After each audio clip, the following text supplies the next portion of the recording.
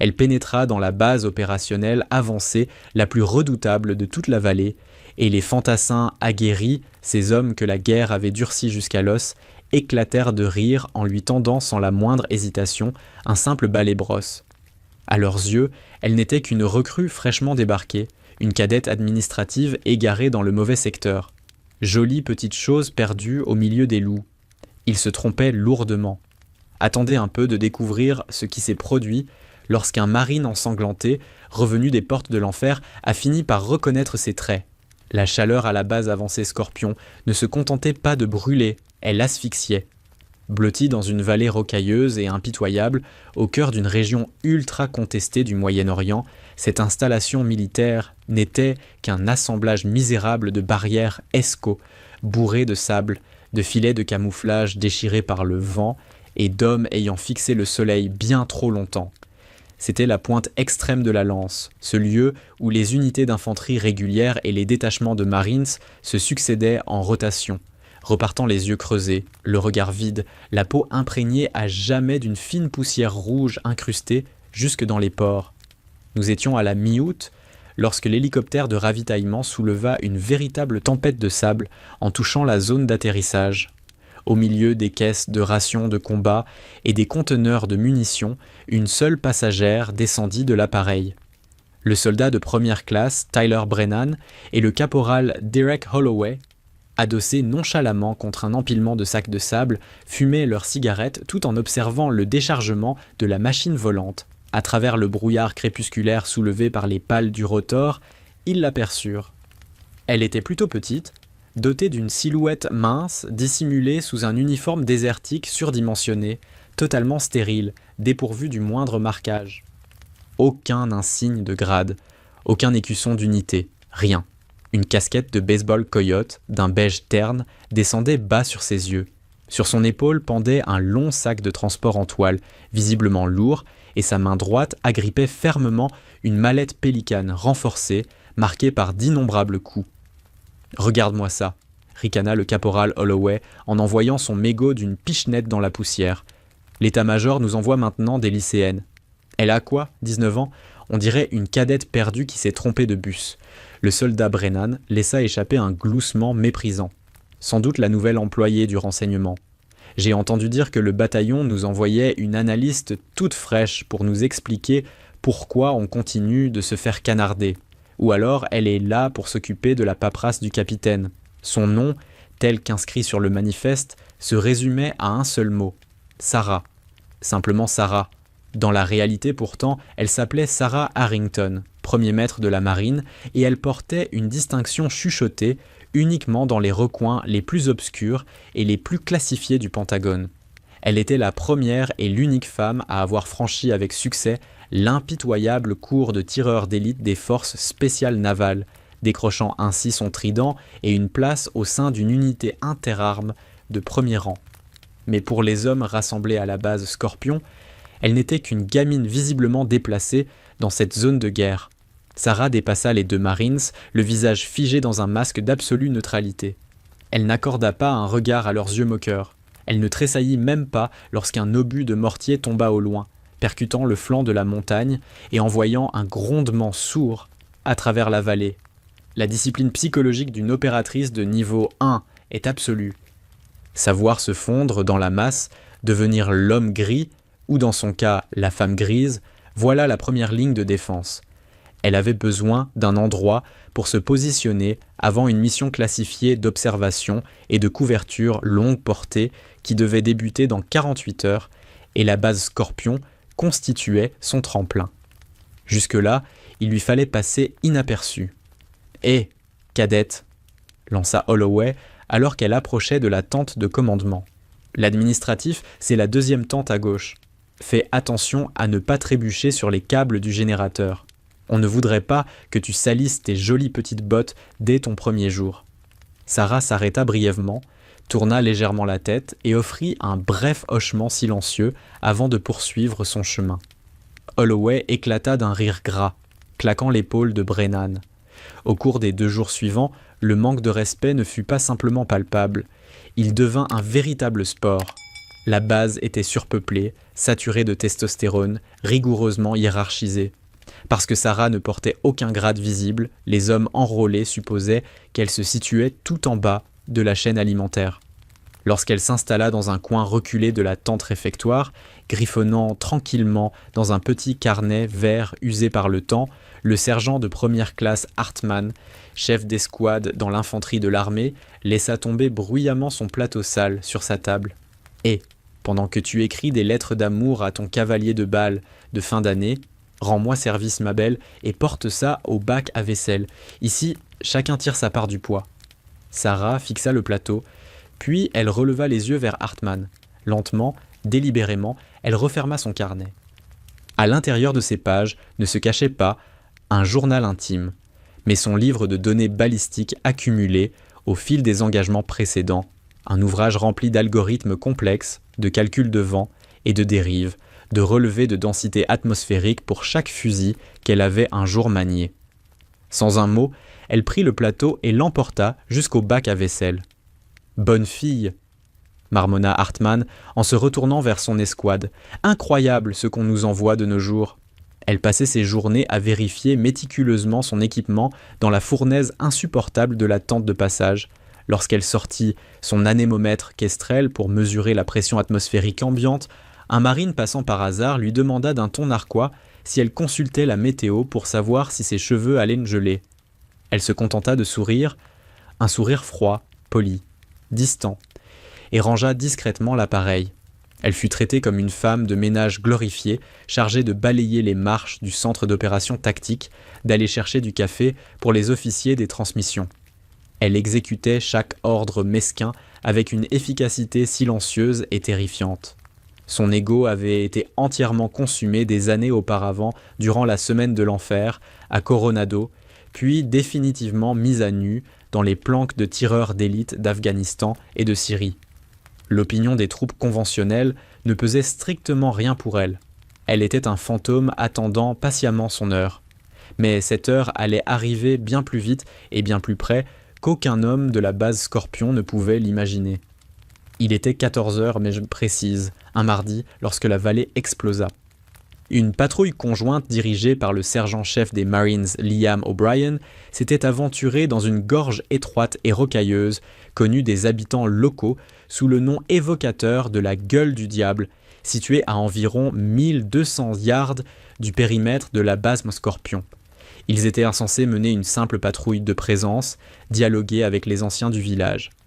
À la place, ils tombèrent dans une zone de tir méticuleusement préparée. Le premier son fut le martèlement lourd et cadencé d'une mitrailleuse lourde DSHK de fabrication russe, dont les détonations se répercutaient contre les parois du canyon. Immédiatement après, la voix frénétique de la radio explosa dans le centre d'opération tactique. « Scorpion actual, ici Bravo 2. Nous sommes cloués au sol, contact lourd. Combattant ennemis multiples sur la crête, nous subissons un tir plongeant.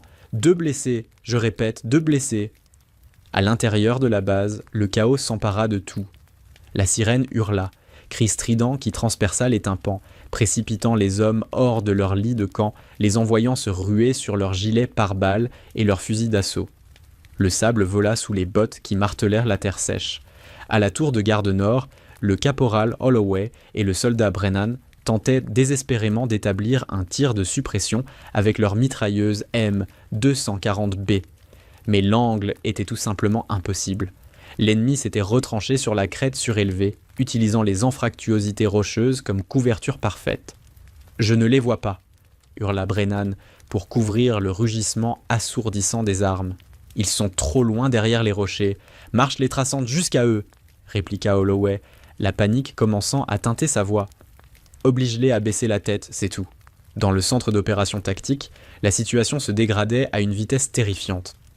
Le capitaine Whittaker aboyait des ordres aux équipages de mortiers, mais les nouvelles étaient effroyables. « Mon capitaine, les tubes de mortier sont déréglés à cause de la tempête de sable, et l'ennemi est trop proche de Bravo 2.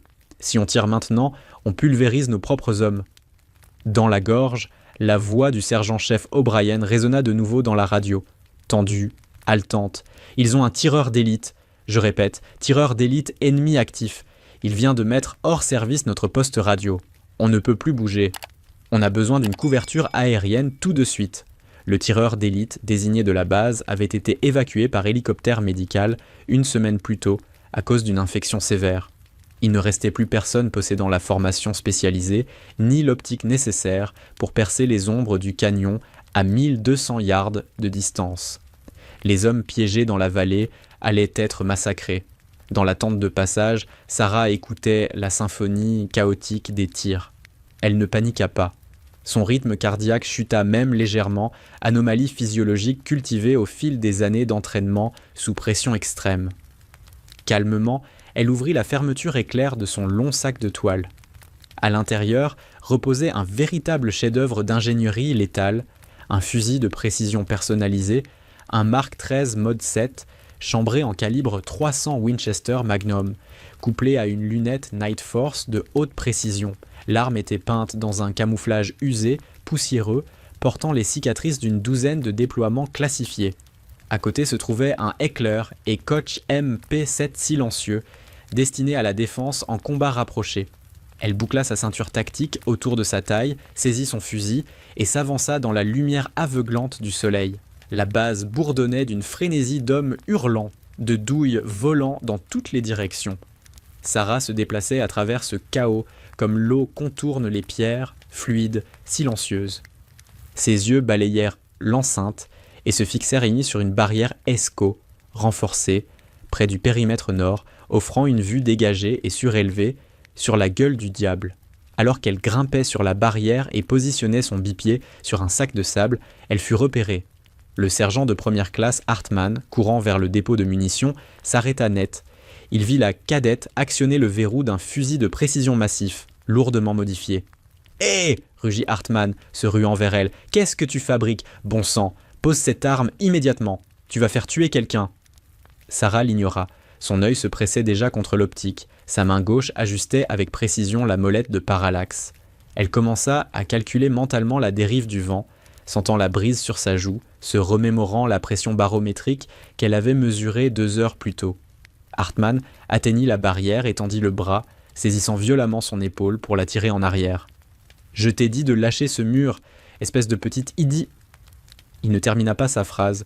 Dans un tourbillon fulgurant de mouvements, Sarah déplaça son poids, abaissa son épaule et piégea la main de Hartmann. D'une torsion brutale du poignet, elle appliqua une clé articulaire impitoyable, mettant le chef d'escouade d'infanterie à genoux dans la poussière.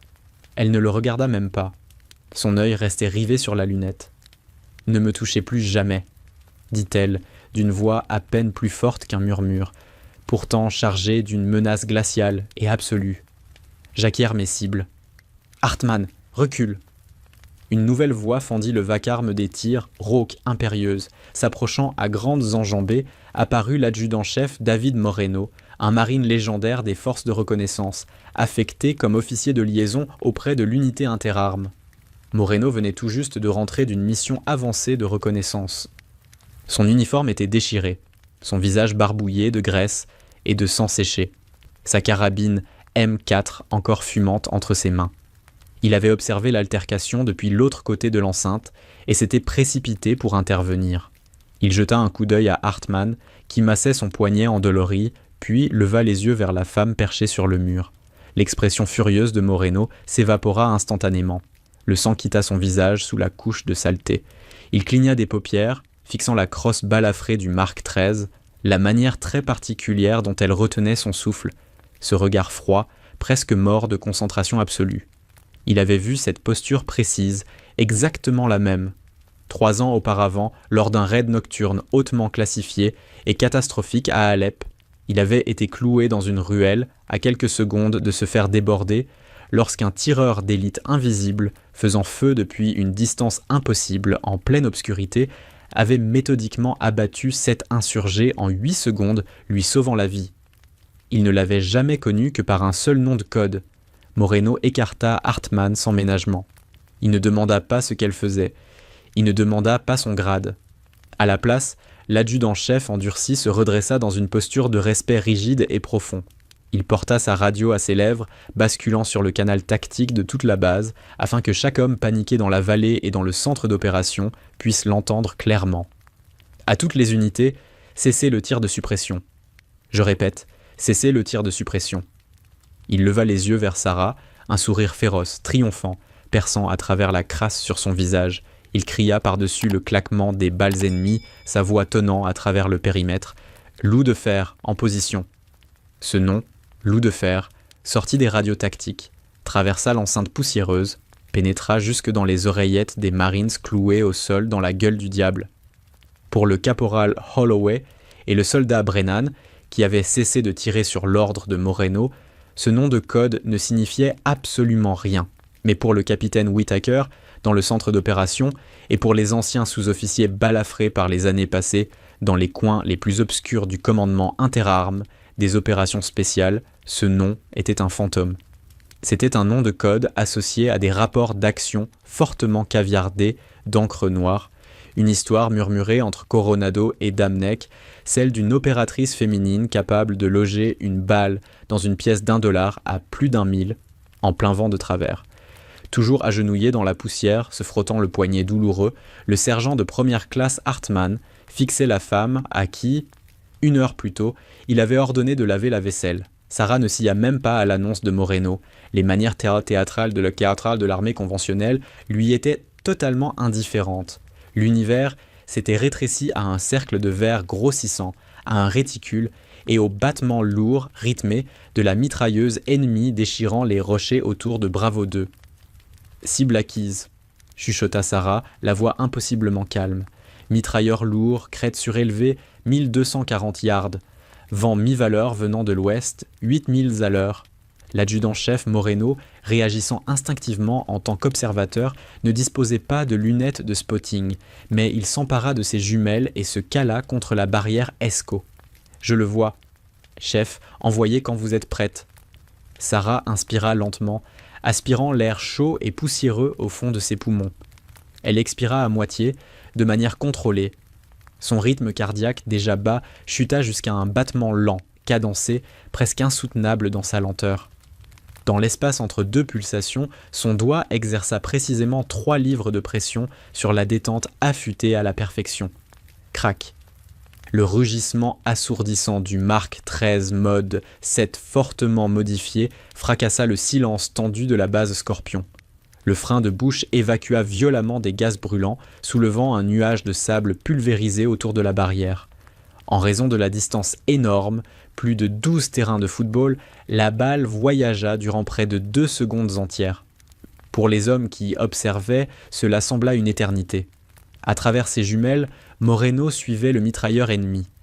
L'homme se penchait sur son arme, les douilles cascadant autour de lui comme une pluie dorée.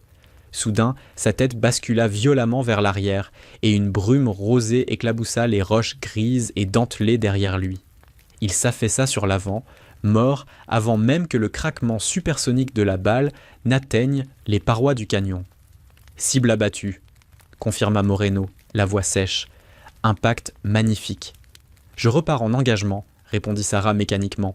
Sa main droite manipulait déjà le verrou en un geste fluide, éjectant la douille fumante et engageant une nouvelle munition massive de 300 Winchester Magnum dans la chambre. Elle n'avait pas quitté la lunette des yeux. Elle scrutait déjà la menace suivante. « Scorpion actual. Ici Bravo 2 !»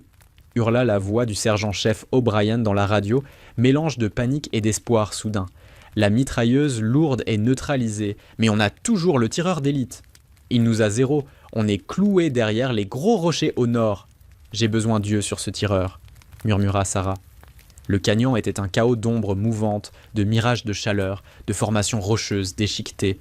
Un tireur d'élite entraîné pouvait se dissimuler dans une centaine de crevasses différentes. Elle fit glisser son optique Night Force le long de la paroi est de la gorge. Rien. Seulement des vagues de chaleur qui déformèrent les pierres.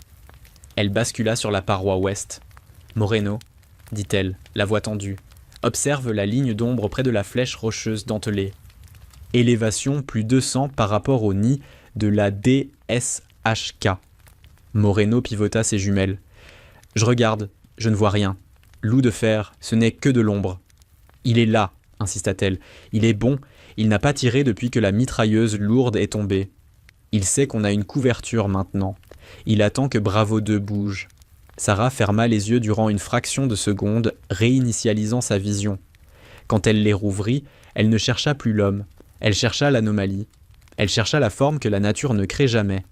Une décoloration subtile dans la poussière, la ligne mathématiquement droite d'un canon de fusil se dissimulant dans la géométrie chaotique des rochers. Et soudain, elle le vit. Pas l'homme lui-même. Un tout petit nuage de poussière fine, presque imperceptible, qui s'élevait d'une saillie rocheuse. Le tireur ennemi ajustait sa position, déplaçant son fusil d'un pouce vers la gauche. « Je l'ai », déclara Sarah. Distance, 1310 yards. Angle abrupt, 20 degrés vers le haut. Elle tendit la main et effectua 2 clics rapides sur la tourelle d'élévation. « Chef, c'est un tir très long, et le vent dans le canyon tourbillonne. » Avertit Moreno. Le vent pousse de gauche à droite à l'intérieur de la gorge, de droite à gauche, ici haut. Elle calcula à voix haute, son cerveau fonctionnant comme un ordinateur balistique. Je tiens 2000 à gauche pour la dérive gyroscopique et le vent latéral.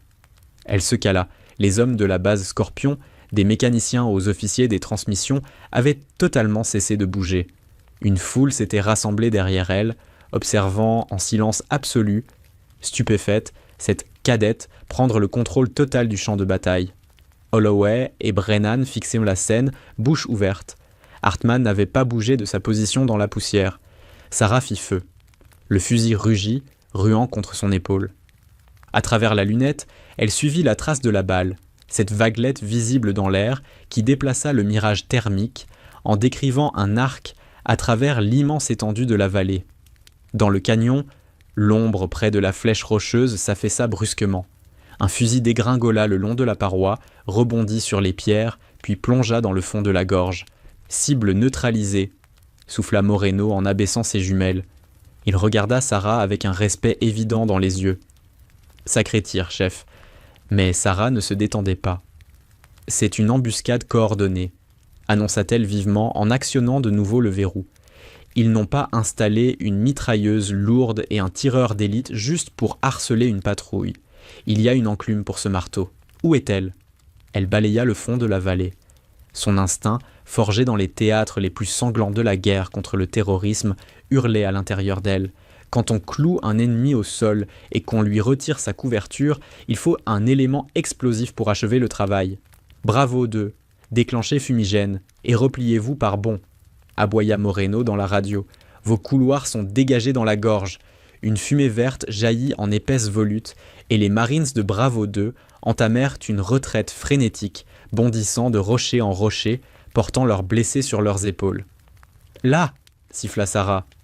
Émergeant d'un oued asséché qui coupait perpendiculairement la gorge, angle mort total pour les Marines en repli, apparut un pick-up Toyota Hilux cabossé. À l'arrière du véhicule se tenaient 3 hommes. L'un d'eux hissait déjà sur son épaule un RPG-7, visant directement le groupement de Marines progressant à travers la fumée verte. Il n'était qu'à 400 yards de Bravo 2. Un tir impossible à manquer. « Véhicule technique sortant de l'oued !» cria Moreno. « Ils vont anéantir Bravo !»« Je m'en occupe !»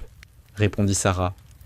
Le camion roulait, rebondissant sur le terrain inégal, rendant un tir à la tête sur le servant du RPG extrêmement improbable. Elle avait moins de 3 secondes avant que l'homme n'actionne la détente. Sarah abaissa son réticule, passant des hommes directement à la calandre du Hilux. Elle ne calcula pas. Elle agit par pure mémoire musculaire, par pur instinct. Crac! La munition de 300 Winchester Magnum, conçue pour percer les blindages légers, traversa la calandre et pulvérisa instantanément le bloc moteur du véhicule. Le pick-up se convulsa brutalement. Les pneus avant se bloquèrent, l'arrière du Hilux fit un tête-à-queue et le véhicule se renversa sur le flanc dans un nuage violent de poussière et de métal tordu. Les hommes attaquant à l'arrière, y compris le servant du RPG, furent projetés dans la terre caillouteuse. Le tube du lance-roquettes partit vers le ciel, détonnant inoffensivement contre la paroi du canyon, des centaines de pieds au-dessus des Marines. Sarah suivit les combattants éjectés. 2 ne bougeaient plus. Le 3e, le conducteur, se redressa péniblement et leva son AK-47 en direction des Marines en repli. Crac. Le conducteur s'effondra sur le coup. Sarah actionna le verrou une dernière fois, l'œil toujours collé à la lunette. Elle attendit pendant 60 secondes insoutenables. Seul résonnait le ronronnement lointain d'un générateur et le souffle rauque des hommes autour d'elle. « La vallée est dégagée », annonça-t-elle finalement. Elle engagea la sécurité, se leva avec fluidité et brossa la poussière de ses genoux. Le silence qui enveloppait la base Scorpion était assourdissant. 50 hommes se tenaient figés, fixant la petite femme effacée qui venait, à elle seule, de démanteler une embuscade complexe et meurtrière à plus d'1 millier de yards de distance, sauvant la vie d'une escouade entière de Marines.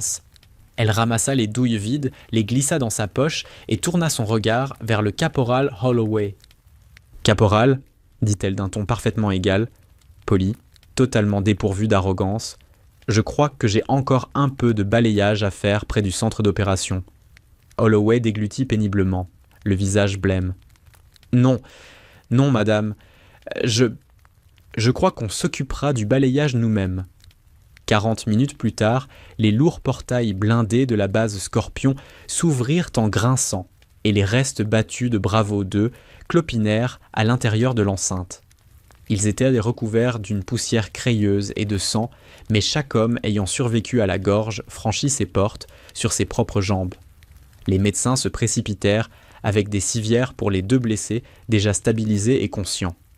Le sergent-chef Liam O'Brien, le visage maculé de graisse et de sueur, détacha son casque et se dirigea d'un pas lourd vers le centre d'opération tactique. Il parcourut l'enceinte du regard, ses yeux se verrouillant sur l'adjudant-chef Moreno. « Moreno !» aboya O'Brien, la voix enrouée d'avoir tant hurlé. « Qui était sur le fusil ? On était cuits, il nous restait quelques secondes avant que ce mitrailleur nous coupe en 2. Qui a appuyé sur cette détente ?» Moreno ne prononça pas un mot. Il inclina simplement la tête en direction de la tente de passage. O'Brien suivit son regard.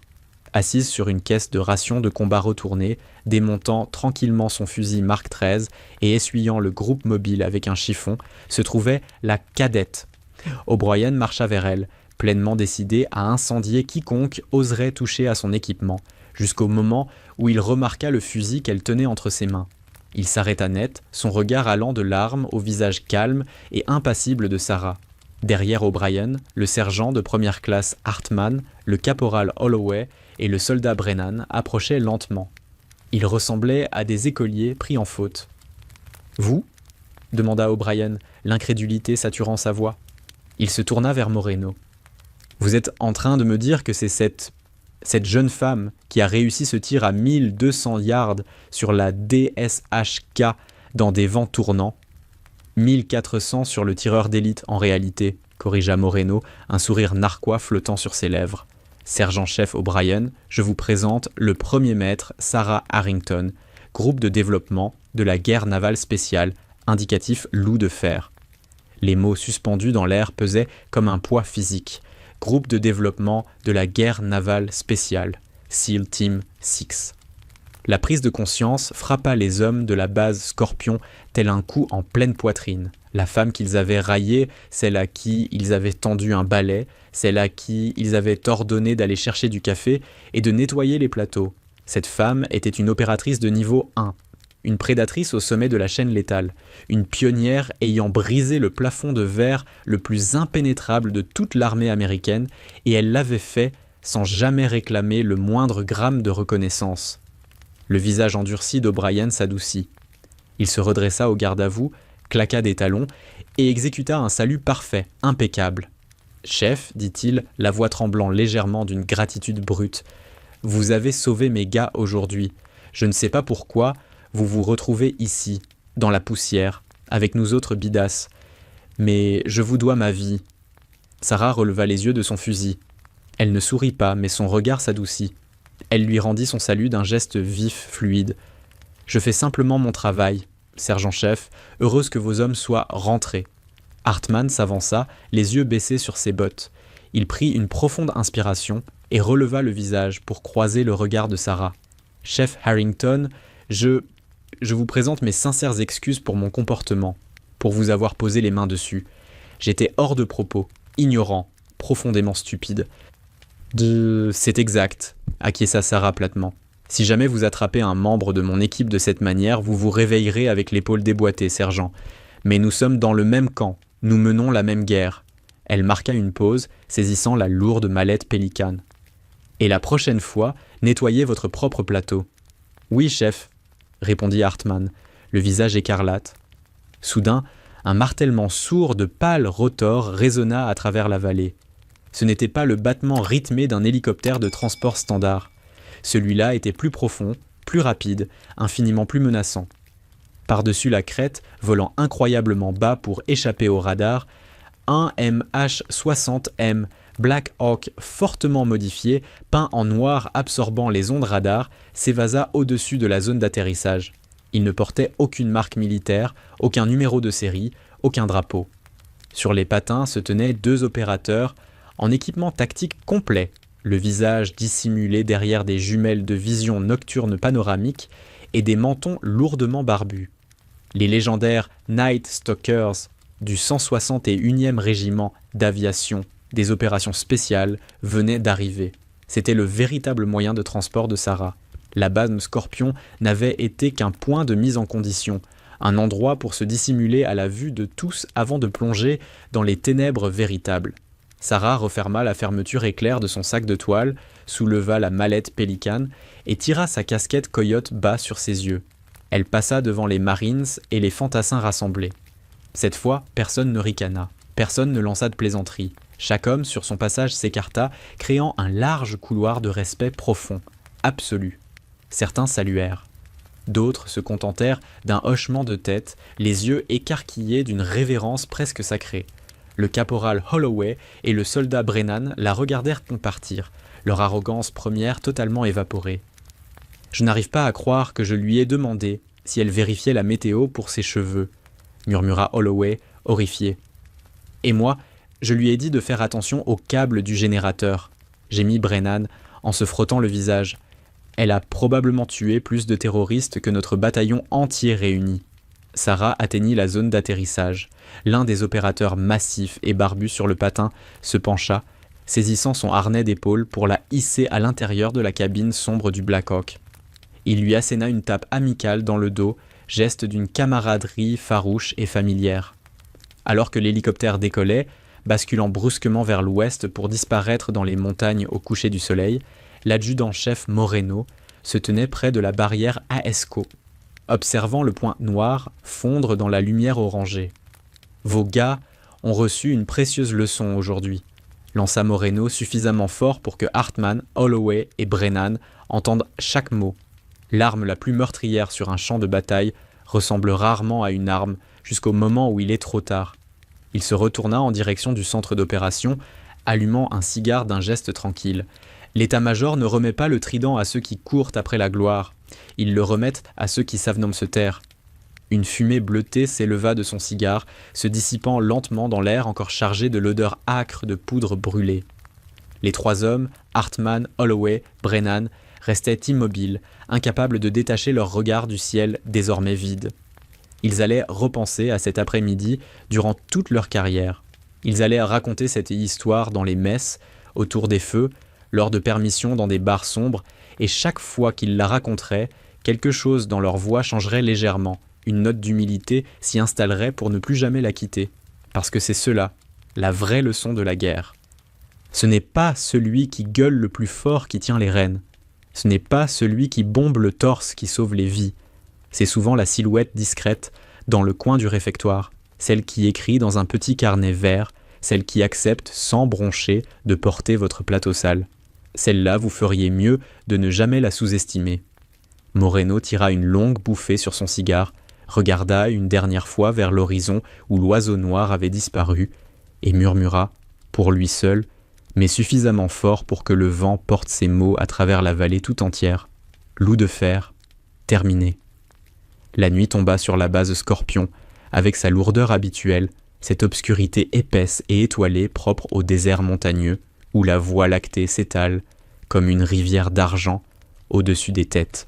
Mais cette nuit-là, rien ne fut ordinaire à l'intérieur de l'enceinte. Les hommes se rassemblèrent autour des braseros improvisés, autour des tables bancales de la tente réfectoire, dans les recoins fumants, où l'on grille discrètement une cigarette, et partout, une seule histoire circulait. Une seule, l'histoire de la femme au balai, Le sergent de première classe Hartmann s'était isolé près du générateur électrique, assis sur un bidon retourné, contemplant ses mains abîmées à la lumière vacillante d'une lampe frontale. Il massait lentement son poignet, là où les doigts fins mais terriblement puissants de Sarah avaient appliqué cette clé articulaire impitoyable. La douleur irradiait encore jusque dans l'épaule. Pourtant, curieusement, ce n'était pas la douleur physique qui le tourmentait. C'était autre chose, une honte profonde, brûlante, qu'il n'avait jamais ressentie auparavant, pas même durant ses pires moments en zone de combat. Combien de fois, durant ces 2 jours, l'avait-il regardé de haut ? Combien de fois avait-il lâché un commentaire méprisant, une remarque condescendante ? Il essayait de se souvenir. Chaque souvenir ramenait une nouvelle vague de mortification. Cette phrase sur les lettres d'amour. Ce « bonne fille » murmurait avec dédain, et durant tout ce temps, elle était restée silencieuse, digne, impassible. Elle aurait pu le briser. Elle aurait pu, d'un mot, lui faire perdre ses galons. Et pourtant, elle s'était contentée d'emporter ce plateau au bac à vaisselle, sans un regard en arrière. Le caporal Holloway, lui, n'arrivait pas à dormir. Allongé sur son lit de camp, les yeux fixés sur le toit de toile qui frémissait doucement sous la brise nocturne, il revoyait en boucle la scène sur la barrière Escaut. La manière dont elle avait neutralisé Hartmann sans même quitter sa lunette des yeux.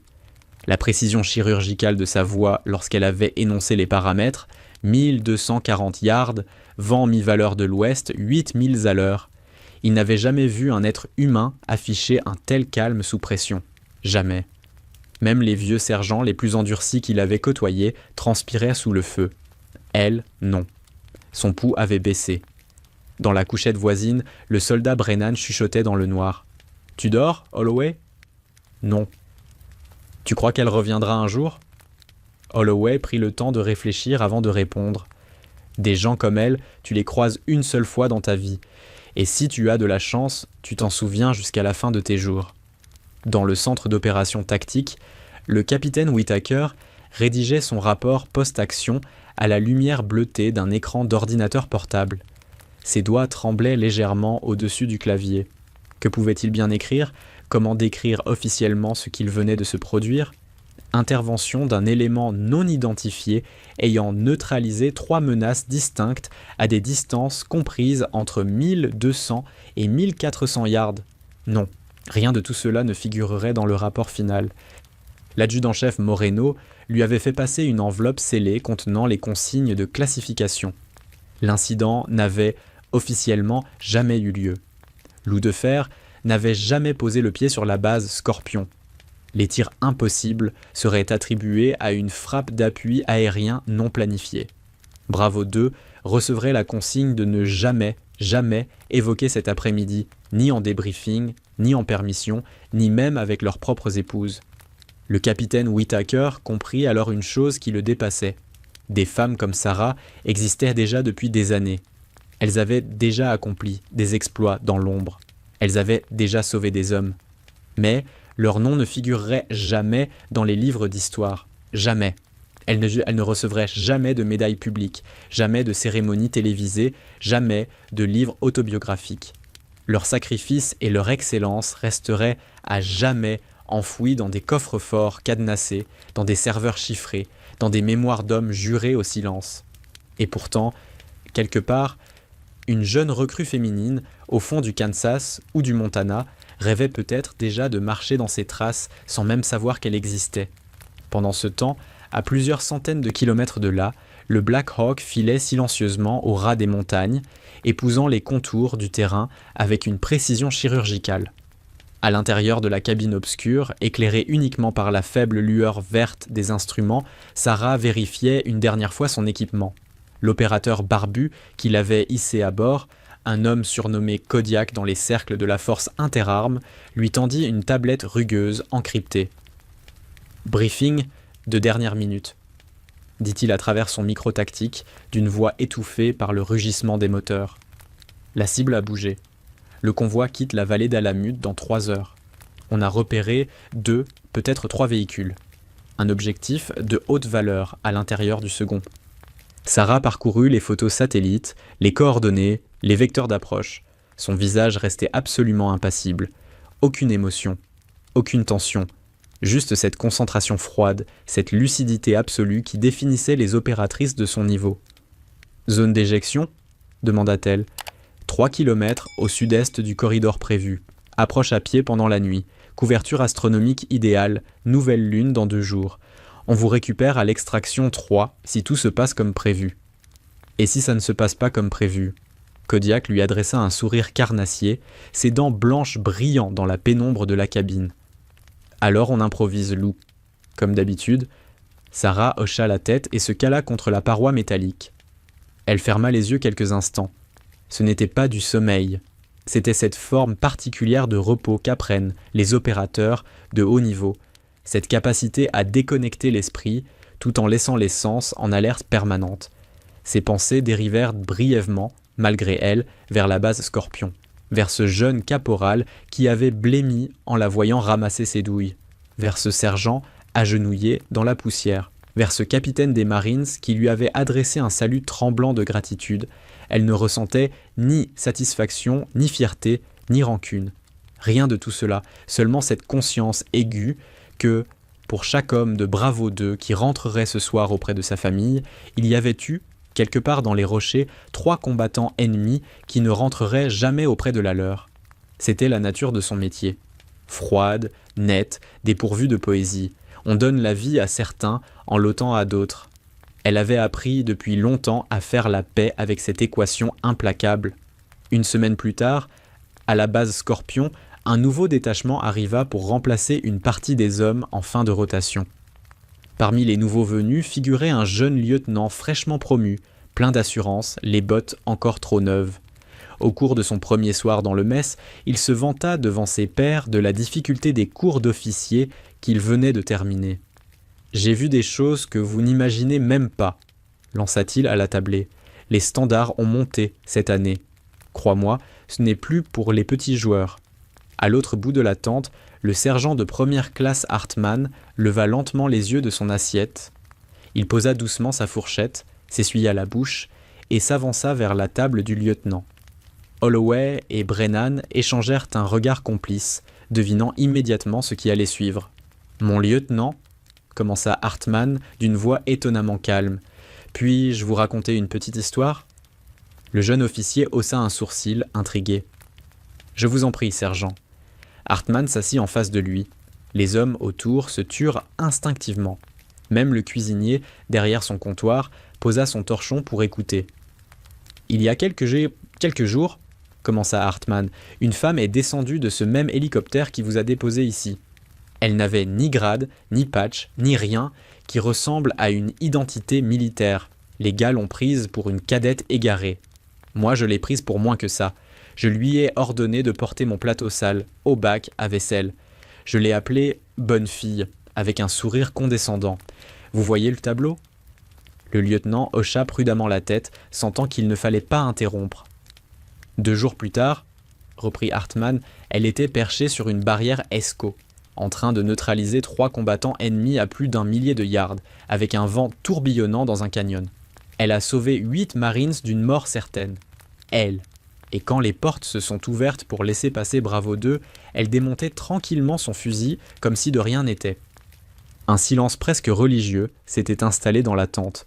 « Mon lieutenant, » conclut Hartmann, en posant sa main calleuse sur la table, « retenez bien ceci, parce que moi, j'ai appris la leçon à la dure. Dans cette guerre, les prédateurs les plus dangereux ne hurlent pas. Ils ne bombent pas le torse. Ils ne racontent pas leurs exploits dans les messes. Ils vous regardent droit dans les yeux, ils acceptent votre mépris et ils attendent leur heure. Alors, avant de parler de standard, avant de dire qui est un petit joueur et qui ne l'est pas, je vous suggère de manger votre repas, de fermer votre bouche et d'observer. » Le lieutenant déglutit. Lentement, il reposa sa fourchette. Autour de la table, personne n'osait rompre le silence. Puis Hartmann se leva, tapota l'épaule du jeune officier avec une gentillesse presque paternelle et repartit vers sa propre table. Cette nuit-là, Holloway rejoignit Hartmann près du poste de garde nord. Il tenait 2 tasses de café fumant dont il tendit l'une au sergent. « Tu crois qu'il a compris ?» demanda le caporal. Hartmann haussa les épaules, prenant une gorgée lente. « Peut-être. Peut-être pas. Mais ce n'est pas vraiment à lui que je parlais, Holloway. Ah non? Non, je me parlais à moi-même. Je me parlais à celui que j'étais il y a une semaine, à cet imbécile arrogant qui a posé les mains sur le chef Harrington. Holloway resta silencieux un long moment, contemplant les étoiles au-dessus des montagnes. « Tu crois qu'on la reverra un jour ?» Hartmann sourit dans la pénombre, un sourire doux, mélancolique, celui des hommes qui savent qu'ils viennent d'être transformés à jamais. Non, caporal, des femmes comme elle, on ne les revoit pas. On les garde simplement quelque part, très profond, dans un coin de sa mémoire. Et chaque fois qu'on est tenté de juger quelqu'un sur son apparence, on se souvient d'elle, et on ferme sa gueule. Au loin, dans le ciel noir saturé d'étoiles, une étoile filante traversa la voûte en une ligne argentée, disparaissant derrière les crêtes dentelées. Holloway la suivit du regard, puis baissa les yeux vers son café. « Loup de fer, murmura-t-il. Merci, chef. Partout où vous êtes ce soir. » Et à des milliers de kilomètres de là, dans les montagnes obscures d'un pays dont le nom n'apparaîtrait jamais dans aucun journal télévisé, une silhouette mince, vêtue d'une tenue de camouflage désertique usée, progressait silencieusement à travers les éboulis. Elle ne portait aucun insigne, aucun grade, aucun drapeau sur l'épaule, seulement un long fusil dans le dos, une mallette pélicane à la main et cette discipline absolue qui caractérise les véritables prédateurs. Au sommet d'une crête, elle s'arrêta brièvement. Elle regarda en arrière vers l'horizon d'où elle venait. Puis, elle ajusta sa casquette coyote, fit pivoter le verrou de son fusil pour vérifier la chambre et reprit sa marche dans la nuit. Quelque part, dans une autre vallée, d'autres hommes seraient sauvés demain sans jamais savoir par qui. Quelque part, dans un mess militaire, un autre jeune soldat arrogant se moquerait peut-être d'une nouvelle recrue silencieuse. Quelque part, la leçon aurait besoin d'être réapprise, encore et encore et encore. Mais cette leçon, au fond, n'appartenait pas seulement au champ de bataille. Elle appartenait à la vie tout entière. Ne jugez jamais quelqu'un sur la casquette qu'il porte, ne jugez jamais quelqu'un sur son silence.